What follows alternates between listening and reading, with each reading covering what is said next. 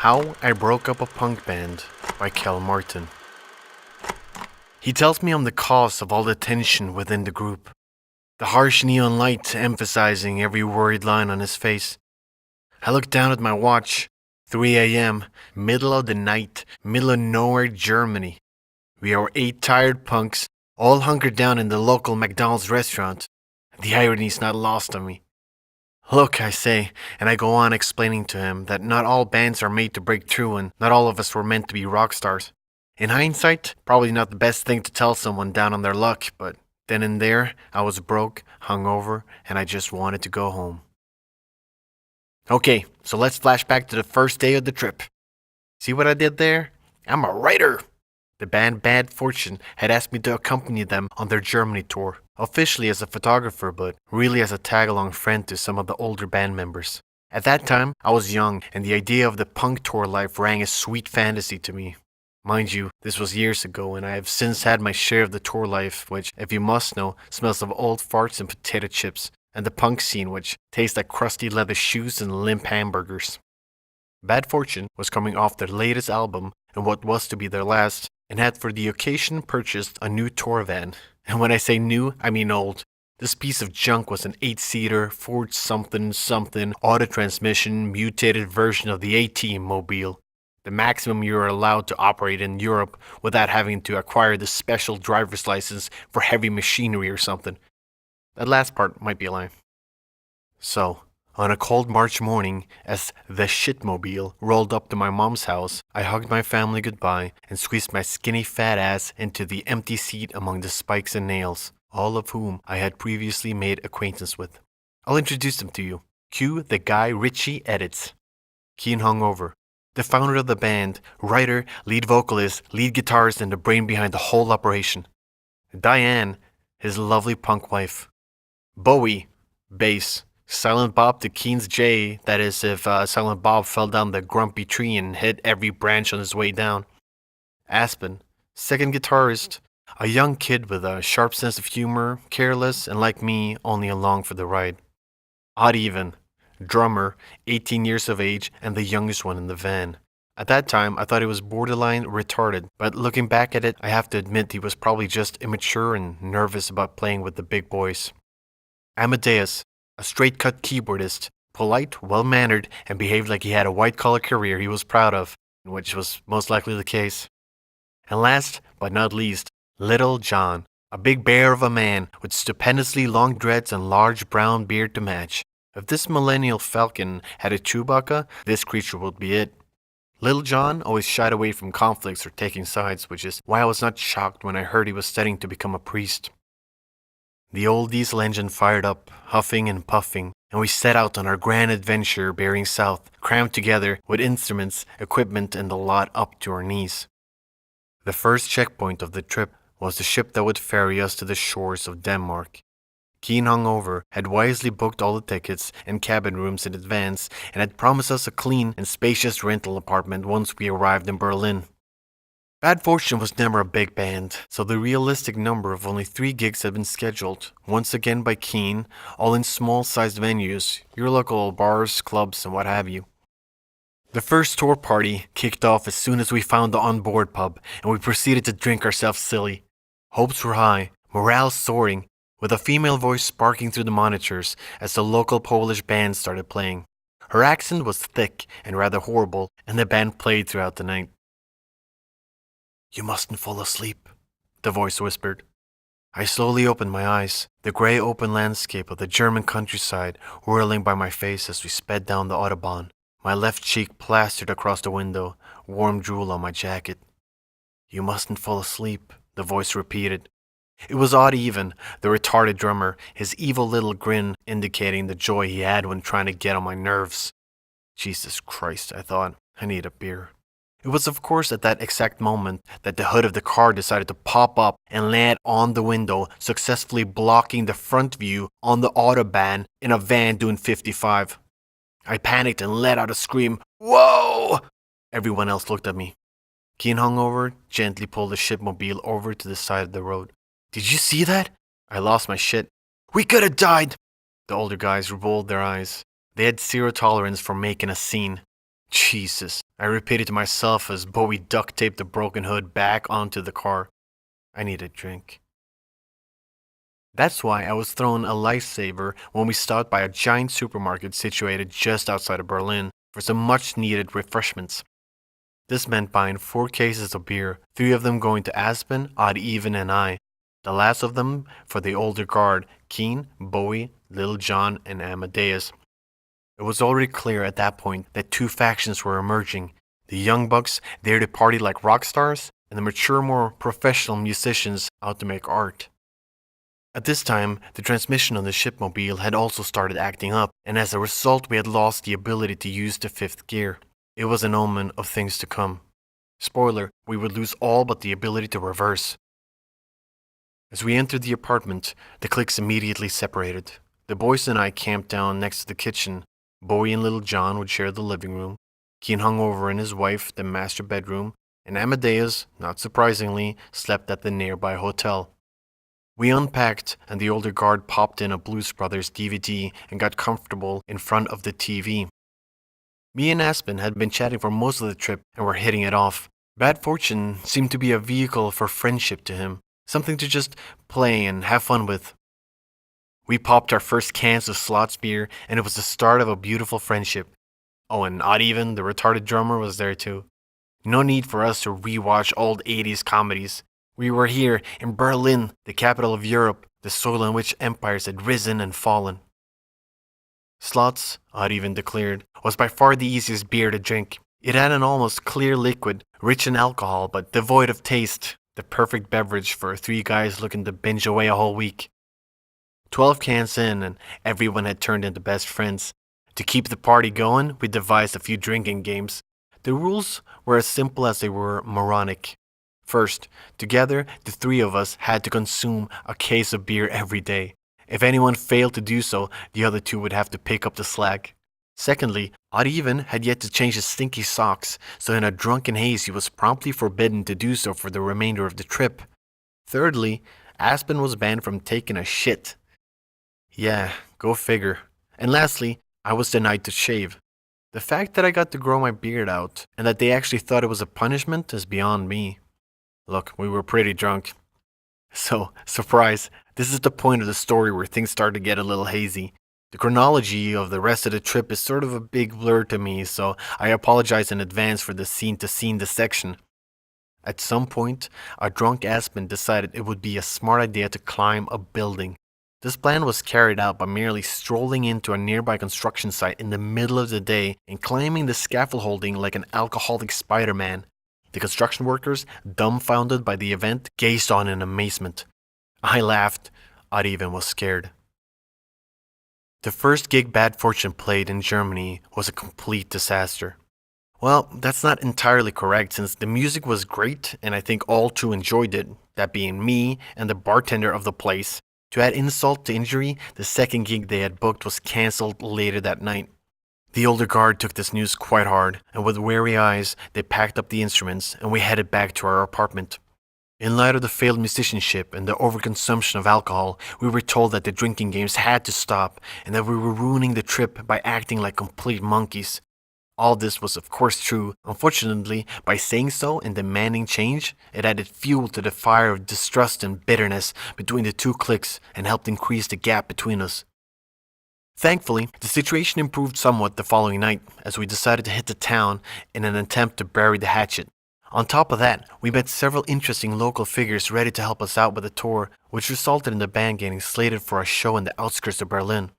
Lil Jon got shit-faced, Bowie sang a cappella for a group of scared passengers in the subway, and Keen hungover drank mead from a horn. We had gone from rock bottom to getting back on track, all within the short span of a day. I wish I could say that the morning after was filled with remorse and accompanied by a splitting hangover, but the fact is, at that time I had been drinking non-stop and my body had acclimatized to the constant punishment. We spent the day sightseeing, checking out the local thrift stores before getting ready for the big gig. As we jumped in the shitmobile that evening, it was clear that tensions were high. No one wanted a repeat of the last show. The venue was in a rural area outside of the city. With my limited geographical knowledge of Germany and the fact that I was sloshed on slots, it could have been implode for all I was concerned. When we finally arrived, It had been dark for quite some time.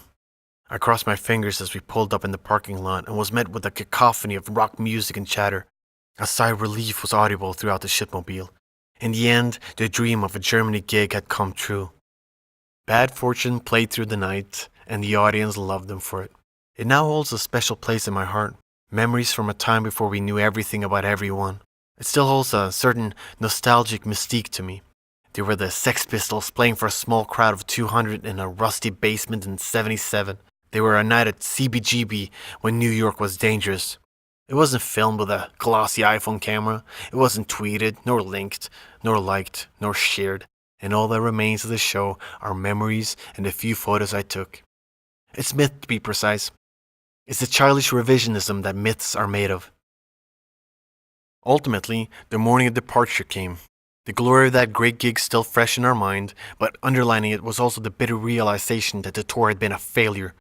Keane took it the hardest, and the old guard let him be to himself. Bad Fortune had gone to Germany to make a name for themselves, to put on great shows and rock the city to its core. They had instead ended up playing 2 gigs, with one of them being a glorified soundcheck. Before we left, Keane took me aside and we had a real heart-to-heart. He was pretty somber and explained to me that I had been corrupting the younger members of his band and that he regretted asking me to join the tour. I don't believe it came from a place of anger or hate, and surprisingly, it didn't sting that much, though I do remember it well. But hey, don't worry kids, it gets worse. A lot worse. With Berlin disappearing behind us, or the city of "I'll crush your dreams," as I now like to call it, we were back on the road, and again the van was acting up. This meant that the shitmobile couldn't reach the speed necessary for the Autobahn, leaving us the smaller roads to navigate. This actually turned out to be a blessing in disguise, as I got to see a lot of the enchanting German scenery. I felt sorry for the boys and the repair bill that they would later receive, but after seeing miles and miles of highway and the all too touristy Berlin, it was an absolute delight. Bright amber yellow trees as far as the eyes could see, deep valleys brimming with creamy mist. Germany can be such a breathtaking place. We followed the country roads into the night before yet another gear failed, leaving us at a rather pathetic snail pace. Distraught, we took refuge at the local McDonald's. The story comes full circle. The guys were spent. At the breaking point, an empty fast food joint at the edge of the world. He just kind of sat there, slumped over in the corner, staring out into space. I did the only thing I could and grabbed a seat next to him. It's hard to tell what he might have been feeling, but fuck it, I'm gonna armchair psychologist the shit out of it. I once saw this stand-up comedian doing a bit that struck surprisingly true, that we've all been told by our parents that we could be anything we want to be, but that it's really a lie. It's a scam of our generation. What do you guess all those kids brought up on MTV and Hollywood would want to be? Plumbers? Carpenters? They all wanted to be rock stars and movie actors, and you know it. Open mic night for everyone. Well, guess what? You haven't got shit to say. You're not talented enough. The winning lottery number didn't have your name on it. He knew it. I could see it in his eyes. I saw the very second a grown man gave up on his childhood dreams, and I probably gave him a push. Like putting a dying dog to rest, I told him, not all men are created for greatness. We do the best we can with what we have. We make a place for ourselves, a person to hold our hand, a green patch of grass, and a place to call our own. I might have been telling myself as much as him, time to grow up. We crawled back into the shitmobile and snailed our way off into the night. Wake up, a voice whispered to me. My legs were cramping up and I'd been sleeping with my head against the window again. The car broke down, Odd even mournfully muttered. I watched my breath condensate in the air. How long had we been stuck? The last gear is shot, Aspen complained. We all gathered that the next logical move was to call someone. This was during the early dawn of the smartphone era, mind you, and so it proved to be a bit easier said than done. Firstly, they had to call the local guys back in Berlin to get a couple of numbers. That part went off without a hitch. Then they had to call the help desks. Do you know how many 24-hour help desks in Germany that speak English? No one. And I mean no one. On top of that, we had no clue where we were. It was freezing, and the atmosphere was dense and daunting. I peered out into the winter scenery, pondering where we might find ourselves. Could this have been the site of a battle? Had soldiers marched these fields cold, alone, and starving? Would we be sitting here till morning? And at what point does a peculiar situation turn into a legitimate emergency? Is it this awkward transition like the one I was watching unfold? Eventually, Keen and Little John, by some means of divine intervention, got a hold of an English speaking voice on the phone and they finally figured out the address. Then, after waiting a couple hours more, a giant truck showed up and gave us a much needed lift. The driver looked like Mario's evil twin, and he charged like him too. We entered the city of, well, let's just call it Bricktown. I really can't be bothered to remember as we might as well have been stranded on the dark side of the moon. Bricktown was right next to, Bay City. And by right next to, I mean really far away. Keen dropped by an ATM and paid Gangster Wario an obscene amount of cash, effectively leaving most of us in debt to him. Then we all booked into Bricktown Motel, broke, cold, and tired. The next day ushered in the scavenger hunt of the century as we attempted to get the shitmobile repaired, a quest which after many hours only succeeded in us restoring the first gear. Since we were starting to burn daylight, we all decided our best chance was to gamble on the transmission surviving and slowly make our way towards Bay City. There we could board a ferry to Sweden, and from Sweden, home. Blah blah blah. Fast forward to nightfall. Scenery, the terminal. The first gear had gone kaput again. Raus, raus, schnell, jawohl, Kommandant. The good news was that we had reached our safe haven, Bay City. The bad news was that the car had broken down yet again, forcing us to spend the night at the terminal. The feat of getting the shitmobile onto the ferry was one of the greatest human accomplishments I have ever witnessed. Aspen somehow managed to reverse an overloaded 8-seater up a 2-story ramp around a sharp 90-degree turn and then onto the ferry. To be honest, then and there, I would have been relieved if he had driven us straight off the edge to plunge into the depth of the Baltic Sea. We were on board at last. Now not only broke, but also heavily in the red. Motels we weren't supposed to stay at, truck towing gangsters, extra gas money, mechanics who couldn't fix anything. On top of that, the van would sooner or later have to be repaired. Luckily, as a non-band member, I stayed out of that one. Reality had hit, and hit hard. The penniless rock stars were on their way home. Reversing onto the docks in Sweden proved to be a lot less complicated. There were no quirky angles, no steep points, and Aspen could simply hit reverse. Finally, in Sweden, we found Bowie's parents waiting for us, each with their respective cars.